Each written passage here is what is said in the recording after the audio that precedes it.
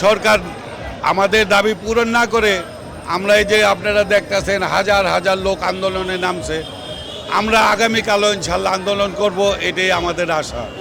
সরকারের বোধগম্য হোক, তাও অতি জরুরি ভিত্তিতে ইশাক হোসেনকে শপথ গ্রহণ পাঠ করার। উনি কোনো রাস্তার থেকে আসে নাই, অঘোষিত সাদেক হোসেন খোকার একমাত্র যোগ্য সন্তান ইশাক হোসেন। সেই ইশাক হোসেন ছাড়া এই ঢাকাকে কেউ ঠিক করতে পারবে না।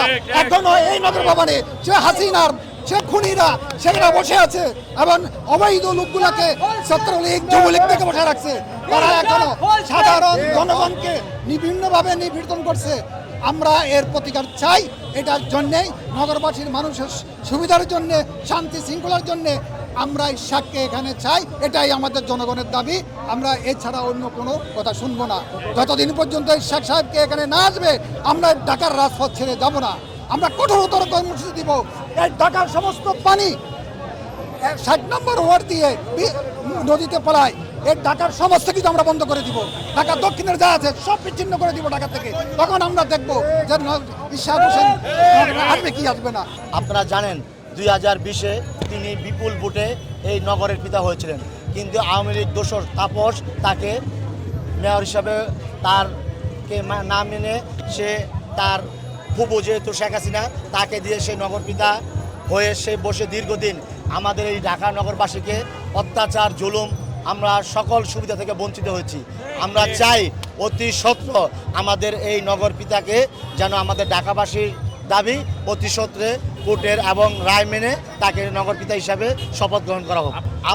আপনারা যা বুঝতে পেরেছেন, আমরা সাধারণ জনগণ হিসাবে বুঝতে পারছি বর্তমান কিছু দুষ্কৃতিকারী আওয়ামী লীগের পেতেত্তা বিভিন্ন নানা মহলে বিভিন্ন দপ্তরে বসে আছে, তাদের ইশারায় আজকে এগুলো হচ্ছে। কর্মসূচি আরও বেগবান হবে, আগামীতে কন্টিনিউ থাকবে। রাজপথে যতদিন ইশাক ভাই শপথ না করা হবে ততদিন আমরা রাজপথ ছাড়বো না, আন্দোলন চালিয়ে যাব। 30 সেকেন্ডও সময় লাগবে না।